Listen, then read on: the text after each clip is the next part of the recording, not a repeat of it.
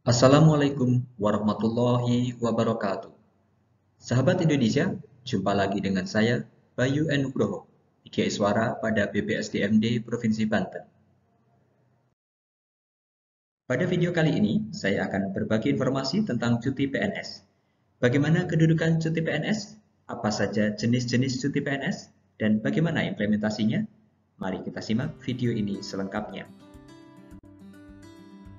Ketentuan tentang cuti PNS diatur di dalam Undang-Undang Nomor 5 Tahun 2014 tentang Aparatur Sipil Negara, Peraturan Pemerintah Nomor 11 Tahun 2017 tentang Manajemen PNS, Peraturan Pemerintah Nomor 17 Tahun 2020 tentang perubahan atas Peraturan Pemerintah Nomor 11 Tahun 2017. Kemudian secara teknis diatur di dalam Peraturan BKN Nomor 24 Tahun 2017 tentang tata cara pemberian cuti PNS, dan terakhir Peraturan BKN Nomor 7 Tahun 2021 tentang perubahan atas Peraturan BKN Nomor 24 Tahun 2017. Jadi, kalau sahabat Indonesia ingin mengetahui lebih dalam tentang cuti PNS, silahkan membaca peraturan-peraturan tersebut. Sesuai dengan amanat Undang-Undang Nomor 5 Tahun 2014 tentang Aparatur Sipil Negara, bahwa cuti merupakan salah satu hak PNS bersama dengan hak yang lain, yaitu gaji, tunjangan dan fasilitas, cuti, jaminan pensiun dan jaminan hari tua, perlindungan dan pengembangan kompetensi. Sebagai hak, maka pemerintah perlu mengupayakan terpenuhinya cuti bagi PNS untuk menjaga kesehatan fisik dan mental serta produktivitas PNS meningkat. Namun, perlu dipahami juga oleh PNS bahwa pelayanan pemerintah kepada masyarakat tidak boleh terganggu dengan pelaksanaan cuti tersebut. Oleh karena itu, pejabat pembina kepegawaian memiliki kewenangan untuk memberikan atau tidak memberikan izin cuti kepada PNS dengan mempertimbangkan kinerja organisasi. Dalam melaksanakan kewenangannya untuk memberikan cuti, PPK dapat mendelegasikan sebagian kewenangannya kepada pejabat di lingkungannya agar pelaksanaan hak dan kewajiban pembinaan PNS bisa berjalan optimal. Sebagai contoh, di lingkungan pemerintah provinsi, gubernur dapat mendelegasikan kewenangan pemberian cuti kepada PNS yang duduk dalam jabatan fungsional dan administrasi yang akan melaksanakan cuti di dalam negeri kepada Kepala BKD.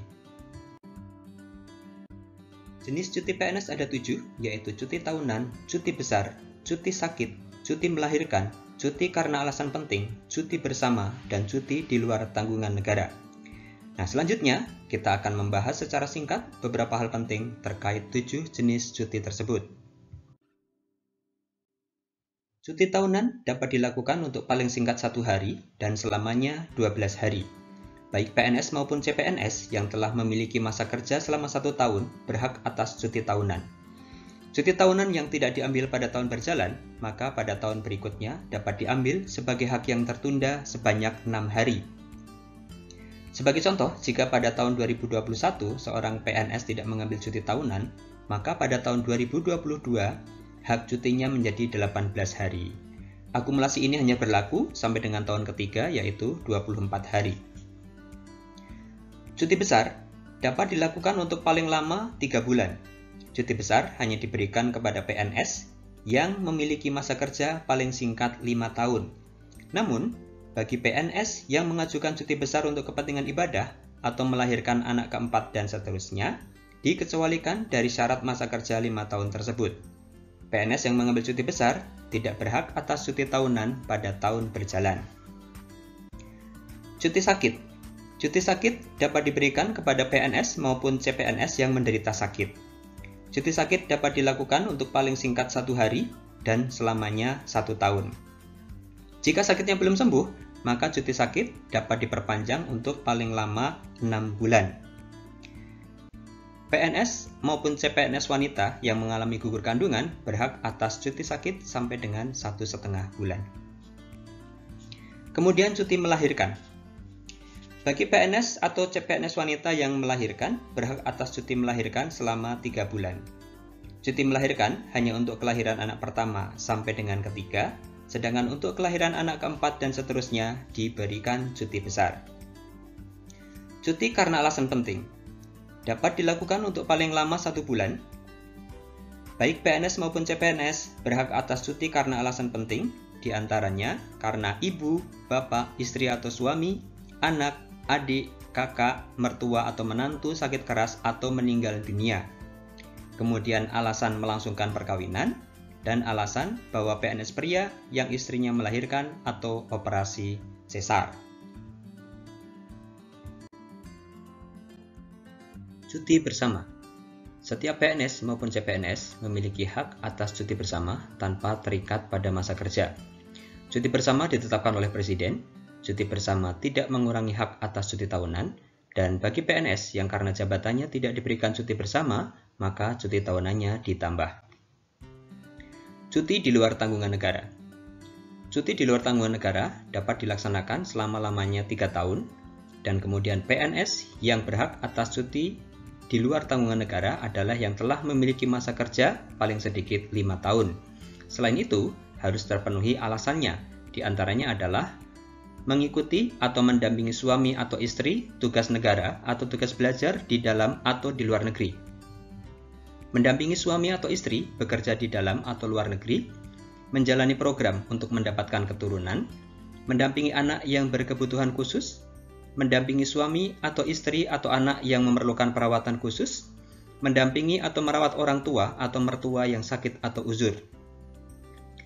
Selain itu, ketentuan dalam cuti di luar tanggungan negara adalah dapat diperpanjang paling lama 1 tahun, kemudian PNS yang melaksanakan cuti di luar tanggungan negara diberhentikan dari jabatannya, dia juga tidak berhak menerima penghasilan. Selain itu, masa kerja ketika melaksanakan cuti di luar tanggungan negara tidak diperhitungkan sebagai masa kerja. Berbeda dengan ketentuan cuti sakit yang umum, PNS yang mengalami kecelakaan dalam dan oleh karena menjalankan tugas kewajibannya, sehingga yang bersangkutan perlu mendapat perawatan, berhak atas cuti sakit sampai yang bersangkutan sembuh dari penyakitnya. Jadi, tidak terbatas pada 1 tahun yang kemudian dapat diperpanjang 6 bulan, namun PNS yang mengalami kecelakaan dalam dan karena menjalankan tugas kewajibannya dan perlu mendapatkan perawatan, maka cuti sakitnya adalah sampai yang bersangkutan sembuh dari penyakitnya.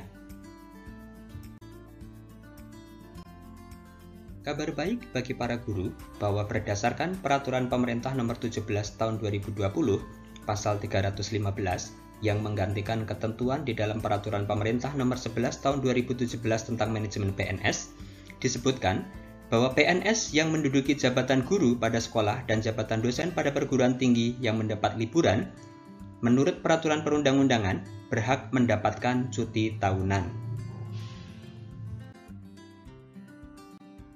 Perlu dipahami juga oleh para PNS bahwa meskipun sedang melaksanakan haknya, Peraturan Pemerintah Nomor 11 Tahun 2017 juga mengatur bahwa PNS yang sedang menggunakan hak atas cuti tahunan, cuti besar, cuti karena alasan penting, dan cuti bersama dapat dipanggil kembali bekerja apabila kepentingan dinas mendesak.